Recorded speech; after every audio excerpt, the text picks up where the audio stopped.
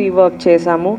మీరు నమ్మరు, ఆ రీల్ని చూస్తే అది స్కాన్ చేసినప్పుడు ఎంత వర్క్ ఉండిందో. బట్ ఐ థింక్ ప్రసాద్ కాప్లో సాయి గారు అండ్ దెన్ కిరణ్ కుమార్ గారు చాలా సహాయం చేశారు. లేటెస్ట్ టెక్నాలజీతో we have made it 8K quality.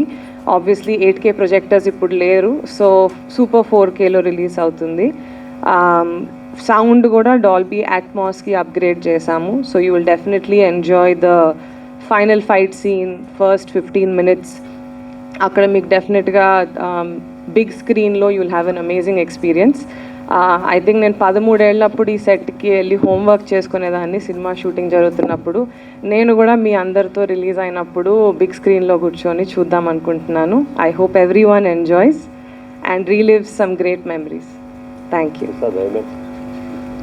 PCXలో కూడా రిలీజ్ చేద్దామని డిస్ట్రిబ్యూటర్స్ ట్రై చేస్తున్నారు. ఐ థింక్ ప్రసాద్ టీమ్ కూడా they going to support the process. So అది కుదిరితే nothing like it. Biggest screen in Hyderabad, biggest screen in south India. I think you will be able to enjoy this special film. Thank you. Thank you ma'am, thank you so much. అలాగే మీ నుంచి త్వరలో ఇంకా మరిన్ని సినిమాలు వస్తాయని ఆశిస్తూ all the very best. Thank you so much ma'am. So ఇప్పుడు I request, ఈ సినిమాని మనకి రిలీజ్ చేస్తున్నారు జితేందర్ గారు.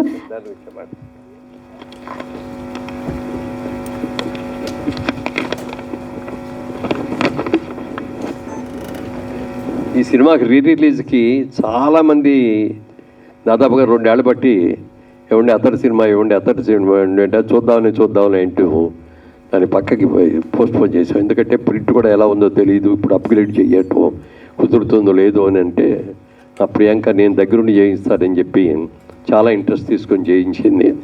దాంట్లో ఇవాళ రోజున ఇక్కడ కూర్చొని ఈ మిత్రులు మా అందరిలో కూడా మేము వెస్ట్ గోదావరి నుంచి వచ్చిన వాళ్ళమే, ఏలూరు చుట్టుపక్కల నుంచి వచ్చిన వాళ్ళమే. అనేక సినిమాలు ఇప్పుడు రిలీజ్లో చేస్తున్నారు వీళ్ళందరూ కూడా. వీళ్ళు వచ్చి అడిగితే కాదనలేకపోయాం. తప్పనిసరిగా బాగా చేస్తామండి, బ్రహ్మాండంగా చేస్తామని చెప్పడం.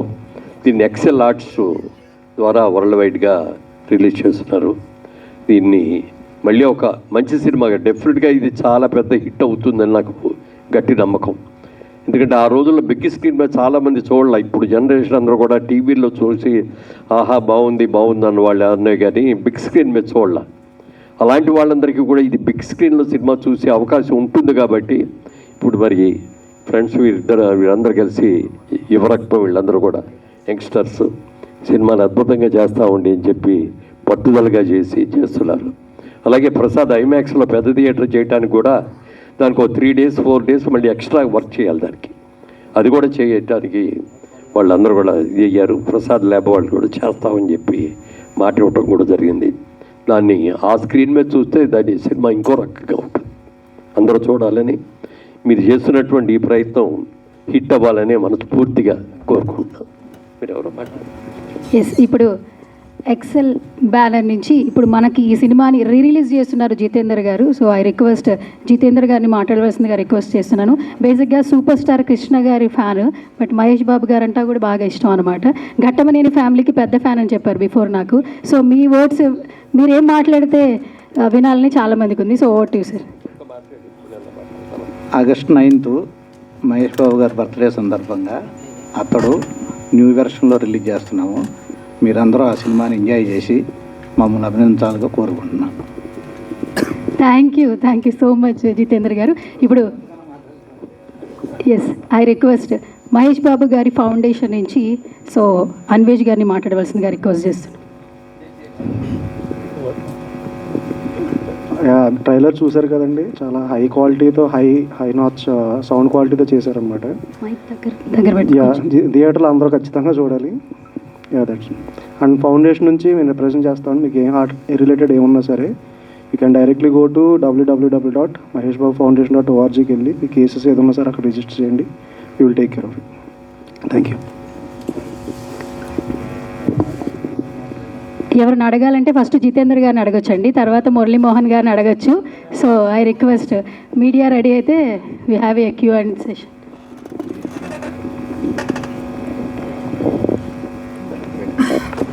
ప్రభు సార్, జితేందర్ గారికి ఏమన్నా మైక్ ఫస్ట్. జితేందర్ గారు, జితేంద్రని అడుగుదా? మీరు అడిగితే బాగుంటుంది.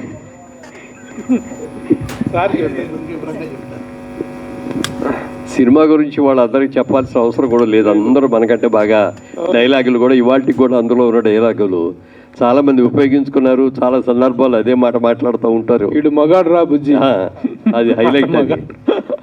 That is the signature dialogue of your fight అయిన తర్వాత అతను అడుగుతాడు పక్కన, ఏంటండి ఇంత ఇదిగా చేశాడు, అసలు ఏమీ ఇది చేసినట్లేదు, సైలెంట్గా చేశాడేంటి ఇది అంటే, రే బుజ్జి ఆడు మగాడురా. అసలు ఆ మాటకి వాల్యూ ఎంత వాల్యూ వచ్చిందో, ఆ సినిమా అయిన తర్వాత ఎంతమంది ఆ డైలాగ్ని ఉపయోగించారో కూడా చెప్పడానికి లేదు. అంత చాలా ఉన్నాయి ఎట్లాంటి హైలైట్స్. ముఖ్యంగా మరి బ్రహ్మానందం గారు వచ్చిన కాడి నుంచి ఆ క్యారెక్టరు అన్నీ కూడా హైలైట్స్ ఉన్నాయి. తప్పనిసరిగా ఈ జనరేషన్ వాళ్ళున్న యంగర్ జనరేషన్ అందరూ కూడా థియేటర్స్లో చూడండి. ఈ థియేటర్లో పెద్ద స్క్రీన్ మీద, బిగ్ స్క్రీన్ మీద చూస్తే మీకు ఆ క్వాలిటీ కానీ ఆ సినిమాని కానీ ఇవాళ కొత్త సినిమా వచ్చినట్టుగా అందరూ కూడా ఎంజాయ్ చేస్తారు. కాబట్టి ఈ సినిమాని చూడమని మనస్ఫూర్తిగా కోరుకుంటున్నాను. సార్, ఈ సినిమా మీకు థియేట్రికల్ రిలీజ్ కంటే కూడా తర్వాత శాటిలైట్స్లో మంచి లాభాలు తెచ్చింది. సెకండ్ టైం మీరు దాన్ని చేసినప్పుడు అని అంటారు. అది అసలు ఫస్ట్ టైం స్క్రీన్లో డిసప్పాయింట్ చేయటం, తర్వాత శాటిలైట్లో మంచి లాభాలు తెచ్చిపెట్టడం అనేటువంటిది ఎలా అనిపించింది మీకు? How you enjoyed that success on the small screen? Cinema చూసిన తర్వాత అందరూ కూడా, నేను ఫస్ట్ మేము ఎవరం కూడా చూడలే, సెన్సార్లో చూశారు ఒక ఆయన, చూసి ఫోన్ చేసి చెప్పారు, అయ్యా ఇంగ్లీష్ పిక్చర్ లాగా ఉందండి, ఎస్పెషల్లీ ఆ ఫైనల్ క్లైమాక్స్ ఫైట్ చూస్తే మాత్రం తెలుగులో ఇంతవరకు అలాంటి ఫైట్ రాలేదు, చూడలేదు, అంత అద్భుతంగా చేశారు, చాలా పెద్ద హిట్ అవుద్దండి అన్నారు. తర్వాత మేమందరం కూడా థియేటర్లో చూడటం మనందరిలాగానే. ఎందుకంటే మెడ్రాస్లో ప్రొడక్షన్లో ఉన్నప్పుడు సినిమా రిలీజ్ తమిళనాడులో రిలీజ్ అయ్యేది కాదు కాబట్టి అందరికీ కూడా ప్రివ్యూ షోస్ చేసి మన ఫ్రెండ్స్ని, ప్రెస్ని అందరిని కూడా పిలిచి చూపించేవాళ్ళం బిఫోర్ రిలీజ్. కానీ ఇక్కడికి వచ్చేసిన తర్వాత ఇండస్ట్రీ అంతా ఇక్కడే ఉంది కాబట్టి మనం ముందే రిలీజ్ చేసి ముందే అందరికీ చూపించేసేస్తే దాంట్లో ఛామ్ ఉండదు, మళ్ళీ ఒక్కోసారి నెగిటివ్ టాక్ కూడా స్ప్రెడ్ అయిపోవడానికి అవకాశం ఉంటుందని చెప్పి చేయట్లేదు. ఈ సినిమా గురించి మీరు అన్నట్టుగా మేమందరం ఎక్స్పెక్ట్ చేసే లెవెల్లో చేయలే. సినిమా నిజంగా చాలా అద్భుతంగా చేసినప్పటికీ కూడా మీరు అన్నట్టుగా పెద్ద నష్టాలలాగా అది ఏం కాదు, యావరేజ్గా మాకందరికీ కూడా మాకేం పెద్ద నష్టాలు లేకుండానే జరిగింది. తర్వాత రిలీజుల్లో కానీ ఎలక్ట్రానిక్ మీడియా దాని మీద వచ్చిన దాన్ని కానీ, దాన్ని వరల్డ్ రైట్స్ అమ్మిన సందర్భంగా వచ్చినప్పుడు కానీ, అక్కడ కట్టిన ఇంట్లో రీషూటింగ్ చాలామంది షూటింగ్ చేసుకున్న సందర్భం కానీ అన్నీ వచ్చినాయి. టోటల్గా మేము ఫైనాన్షియల్గా మాత్రం ఒక్క రూపాయి కూడా లాస్ అవ్వలేదు. చాలా మంచి పేరు వచ్చింది. ఎక్కడికి వెళ్ళినా అతడు నిర్మాత అంటారు. ఇప్పుడు యంగర్ చేసిన పిల్లలకి జైబేరి అన్ని చాలా సినిమాలు తీశారని చెప్తే వాళ్ళకి అర్థం కాదు. అది అతడి సినిమా చూసామంటే చూశాను అతడు ఈయన ప్రొడ్యూస్ చేసిందని చెప్తుంటే నిజంగా చాలా గర్వంగా అనిపిస్తుంది. జైబేరి అనగానే దాదాపు 25 చిత్రాలు నిర్మించినటువంటి ఒక పెద్ద సంస్థ. ఆ రోజున వారాయిల అబ్బాయి దగ్గర నుంచి మొదలుకొని 25 ఫిలిమ్స్, ఓతండ్రి తిరుపు దగ్గర నుంచి పెళ్ళాం ఊరు వెళ్తే, పెళ్ళాం చెప్తే వినాలి, ఇలాంటి ఎన్నెన్నో సినిమాలు తీశారు. But this film stands as the icon of your banner అనేంత ఇదిగా అనిపించింది. ఆ మేకింగ్ స్టార్ట్ చేసినప్పుడు కానీ తర్వాత కానీ మీ బ్యానర్కి వచ్చిన ప్రతిష్ట ఏంటి అంటే ఏం చెప్తారు సార్? నిజంగా మేము తీసిన 25 సినిమాలలో 24 సినిమాలు ఒక ఎత్తు అయితే అతడు ఒక ఎత్తు. టెక్నికల్గా అద్భుతంగా చేశారు. అప్పటికి టెక్నాలజీ మనకు అంత అడ్వాన్స్గా లేదు, కానీ ఆ సినిమాలో మాత్రం టెక్నాలజీగా కూడా చాలా అడ్వాన్స్డ్గా చేసాం. సౌండ్ సిస్టంలో కానీ ఎవ్రీథింగ్. అసలు కామెడీ, ఎస్పెషల్ అయిన అద్భుతమైన కామెడీ, మాటలు. ఎందుకంటే త్రివిక్రమ శ్రీనివాస్ గారు పెట్టింది పేరు మాటలకి చేయటంలో. 10 మాటల్లో చెప్పదలసిన ఆయన్ని ఒక్క మాటలో ఎలా చెప్పాలి అని తెలుసుకొని చెప్పి తీసేటు గొప్ప వ్యక్తి. డైలాగ్ చిన్న డైలాగ్ లాగా ఉంటుంది. క్లైమాక్స్లో మీరు చూశారు, గుర్తు ఉంటుంది. ఆఖరిలో బయలుదేరి మళ్ళీ వెళ్తానని చెప్పి అందరి దగ్గర పర్మిషన్ తీసుకొని బయలుదేరుతాను అన్నప్పుడు హీరోయిన్ కూడా వచ్చి హీరో దగ్గరికి నేను కూడా వస్తాను నీతో అంటుంది. ఒకే ఒక్క మాట అంటాడు, మళ్ళీ నేనే వస్తాను అని వెళ్ళిపోతాడు.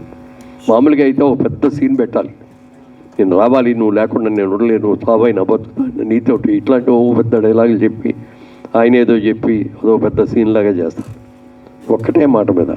అంటే దాని మీద ఇంపాక్ట్ రావాలో ఆ ఒక్క మాటలో వచ్చింది. అలా మాటల మాంత్రికుడు చాలా అద్భుతంగా చేశారు. ఇంత మంచి సినిమాలో మీరు అంత మంచి నటులై ఉండి మీరు ఎంత సీనియర్ యాక్టర్ అని మీరెందుకు యాక్ట్ చేయలేదు సార్? నాకు వేషం లేదండి. ఎందుకంటే నాకు మొదటి నుంచి కూడా నేను మొట్టమొదటి ఇండస్ట్రీకి వెళ్ళేటప్పుడు సినిమా సక్సెస్ అయిన తర్వాత ఇక సెటిల్ అవుతాం అనుకున్నప్పుడు మా ఆవిడ నాకు ఒక కండిషన్ పెట్టింది. మీరు ఎక్కడికి ఎవరి దగ్గరికి వెళ్ళి ఇదిగో పలానా సినిమాలో యాక్ట్ చేశానండి, ఇదిగోనండి నా ఆల్బమ్, నా ఫోటో ఇదివ్వండి, నాకు వేషం ఇవ్వండి అని మాత్రం మీరు అడగకూడదు అని చెప్పి మా ఆవిడ కండిషన్ పెట్టింది. ఆ కండిషన్ నేను ఈ రోజుకి కూడా మెయింటైన్ చేస్తూ వచ్చాను. అలాగే కొన్ని సెల్ఫ్ రెగ్యులేషన్స్ కూడా ఇంపోజ్ చేసుకున్నాను నాకు నేనుగా. సినిమా ఇండస్ట్రీలో ఉన్నంత వరకు తాగకూడదు, జోదు వాడకూడదు, రేసులకు వెళ్ళకూడదు, తర్వాత ఇంకా మిగిలిన కార్యక్రమాలు ఏవి ఉండకూడదు అని చెప్పి 100% నేను అనుకున్నవన్నీ కూడా పాటించాను. అంటే ఈ మధ్య ఇప్పుడు కూడా పాటిస్తున్నామంటే అవన్నీ పాటిస్తున్నా కానీ అప్పుడప్పుడు మాత్రం మా గురుగారు నాగేశ్వరరావు గారు ఇచ్చిన సలహాతో అప్పుడప్పుడు తీసుకుంటా ఉండవయ్యా, 2 పెగ్గలు తీసుకో, మంచిది ఆరోగ్యానికి. 60 ఏళ్ళు దాటిన తర్వాత కొంచెం నర్వ్స్ వీక్ అవుతుంది, మరి అది యాక్టివైజ్ అవ్వాలంటే అప్పుడప్పుడు తీసుకోవాలి అన్నారు. అన్న తర్వాత ఏదో మొదలుపెట్టాం. తర్వాత నాకు కొంచెం ఇదవలా, 1 నెల రోజుల తర్వాత ఇప్పుడు అడిగారు తీసుకుంటున్నావా అని. లేదండి, నేను ఇంటికి వెళ్ళేటప్పటికే 9 అవుతుంది, అప్పుడు స్నానం చేసి అక్కడ మందు పెట్టి కూర్చొని అది అయ్యి భోజనం అంటే 12 గంట అయిపోతుంది, పొద్దున్నే వరకు కూడా స్పాయిల్ అవుతుందండి. లేదండి అనగానే తర్వాత అప్పటి నుంచి ఎప్పుడన్నా పార్టీస్లో మాత్రం తీసుకుంటూ ఉంటాం. సార్, అతడు సినిమా గురించి చెప్పుకోవాలంటే అతడు సెట్ గురించి కూడా బాగా చెప్పుకుంటూ ఉంటారు. అప్పట్లో ఆ సెట్ ఎంత అయింది సార్ బడ్జెట్ దానికి ఆ సెట్ వేయడానికి? అసలుకి చాలా అయిందండి. ఎంత అయిందో నాకు ఇప్పుడు ఇవాళ లెక్కలు గుర్తులేవు కదండి. ఆ రోజుల్లో చాలా ఎక్కువ కష్టమైంది. అందుకనే అంత కష్టపడి అంత పెద్ద ఇల్లు కట్టాం, బ్రహ్మాండంగా పర్మనెంట్గా ఉండేటట్టుగా మొత్తం ఐరన్ స్ట్రక్చర్స్ మీద కట్టాము. ఇది మామూలుగా ప్లైవుడ్ల మీద వేసి ఇదే కాకుండా ఇచ్చి ఇది పర్మనెంట్గా ఉంచాలి, ఇది దాంతోపాటు స్టూడియో కూడా చేద్దామన్న ఆలోచన అప్పుడే వచ్చింది. ఇల్లు నుంచుదాం, ఇంటితో పాటు మిగిలిన hospital, court, middle class houses ఇవన్నీ కట్టి చేద్దాం గార్డెన్ స్టూడియోలో కానీ అనుకున్నాం. కానీ మా ఆశ అవుటర్ రింగ్ రోడ్ వచ్చి తీసుకెళ్ళిపోయింది. అతడు ఇప్పుడు రిలీజ్ చేస్తున్నారు, కానీ భవిష్యత్తులో మరి అతడు పార్ట్ 2 ఏమన్నా చేస్తే ఎవరితో చేస్తారు? ఏమన్నా ఒక పార్ట్ 2 తీస్తే డెఫినెట్గా మళ్ళీ అదే డైరెక్టర్, అదే హీరోయే తప్ప ఇంకొకళ్ళు మారిస్తే జనం ఒప్పుకోరు అసలు. అందుకని డెఫినెట్గా ఈ హీరో గారు త్రివిక్రమ్ గారు కనుక డేట్లు ఇచ్చి చేద్దామని కనుక అంటే 100% జైవరి నిర్మిస్తుంది అది పార్ట్ 2. ఎందుకంటే అది చాలా ఉంది నెక్స్ట్ చేయటానికి కూడా. ఎస్, అందుకే అప్పట్లో కాకపోతే ఏంటంటే 2 సినిమాలుగా యాక్షన్ సినిమాలు పార్ట్ 2, పార్ట్ 3 లేవు కాబట్టి అప్పుడు అంతటితో ఆగిపోయింది అది. బట్ తీస్తే ఇప్పుడు కూడా బోల్డ్ మంచి సబ్జెక్ట్ అవుద్ది, ఆ కాంబినేషన్ కూడా మంచి కాంబినేషన్ అవుద్ది. ఇప్పుడు ఈ సినిమా రిలీజ్ అవుతుంది కాబట్టి ఇప్పుడు అందరూ కూడా యంగ్స్టర్స్ కూడా అందరూ చూసి రేపు వాళ్ళు కూడా పార్ట్ 2 వస్తే బాగుంటుందండి అని అంటే డెఫినెట్గా తీస్తాం. సార్, ఒక్కసారి మహేష్ ఫౌండేషన్ ద్వారా ఎన్నో మంచి కార్యక్రమాలు చేస్తారు, ముఖ్యంగా చిన్నపిల్లలకి హార్ట్ సర్జరీస్ చేయించడం చాలా. సో ఆ ప్లాన్, ఆ ఐడియా ఎవరికి వచ్చింది సార్ అసలు మహేష్ ఫౌండేషన్? అది సార్ అండ్ మేడం సార్, వాళ్ళే స్టార్ట్ చేద్దాం అనుకున్నారండి. తర్వాత we're into part of the foundation అనమాట. ఇప్పుడు అతడు రిలీజ్ తర్వాత కూడా దీనికి వచ్చినటువంటి అవును సార్, అమౌంట్ కూడా దానికి మళ్ళీ సార్ ఇదే కాదు సార్, ముందున్న రిలీజ్ అన్నీ కూడా ఫౌండేషన్కి వచ్చినాయి సార్. దాని ద్వారానే మనం ఎడ్యుకేషన్ స్పాన్సర్షిప్ చేసిన ఏం చేసినా సరే through the funds of releases one of the fund raising sir మాకు. యాక్చువల్లీ చాలామంది ఏంటంటే నాకు కొంతమంది ఫోన్ చేస్తున్నారు.